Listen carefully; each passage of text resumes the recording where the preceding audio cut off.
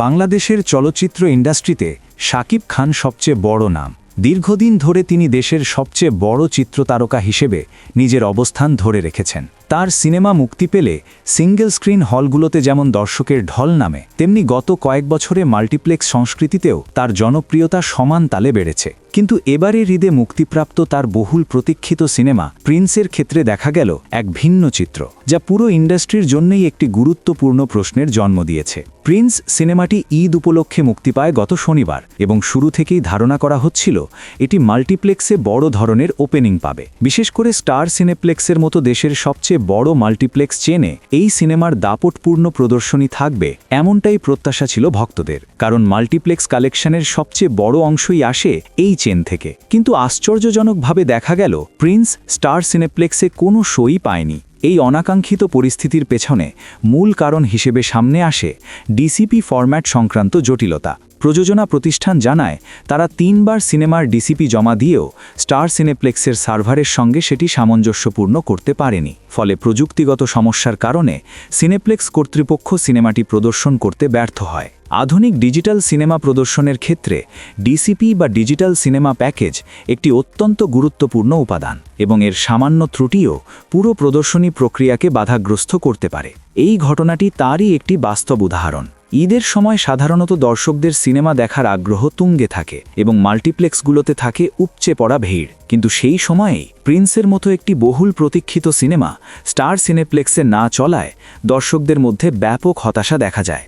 অনেক দর্শক ইচ্ছা থাকা সত্ত্বেও সিনেমাটি দেখতে পারেননি, যা সরাসরি সিনেমার ব্যবসায় ব্যাপক ক্ষতি করেছে। তবে এই জটিলতার মাঝেও এক ঝলক আশার আলো দেখা যায় রবিবার। সেদিন স্টার সিনেপ্লেক্সে প্রিন্সের একটি পরীক্ষামূলক শো চালানো হয়। সেই শোয়ের টিকিট অনলাইনে প্রকাশের পর মাত্র কয়েক মুহূর্তের মধ্যেই শেষ হয়ে যায়, যা স্পষ্টভাবে প্রমাণ করে যে দর্শকদের মধ্যে এই সিনেমা নিয়ে কতটা আগ্রহ ও উন্মাদনা রয়েছে। এই প্রতিক্রিয়া ইঙ্গিত দেয় যদি শুরু থেকেই সিনেমাটি নিয়মিত শো পেত, তাহলে বক্স অফিসে এটি বড় ধরনের সাফল্য অর্জন করতে পারত। পরীক্ষামূলক শোয়ের পর প্রযোজনা প্রতিষ্ঠান থেকে জানানো হয়েছিল যে সোমবার থেকে পূর্ণমাত্রায় স্টার সিনেপ্লেক্সে প্রিন্স প্রদর্শিত হবে, কিন্তু বাস্তবে তা আর হয়নি। সোমবার কোনো শো চালানো হয়নি, এবং কেন চালানো হয়নি সেই বিষয়ে সিনেপ্লেক্স কর্তৃপক্ষ স্পষ্ট কোনো ব্যাখ্যা দেয়নি। এতে করে বিভ্রান্তি আরও বেড়ে যায়। পরবর্তীতে জানা যায় সিনেপ্লেক্স কর্তৃপক্ষ এই বিষয়ে একটি বৈঠক করবে এবং সিদ্ধান্ত নেবে, কিন্তু সেই সিদ্ধান্ত সম্পর্কেও দীর্ঘ সময় কোনো পরিষ্কার তথ্য পাওয়া যায়নি। অবশেষে মঙ্গলবার মাত্র একটি শো দেওয়া হয় প্রিন্সকে, যা চাহিদার তুলনায় একেবারেই অপ্রতুল।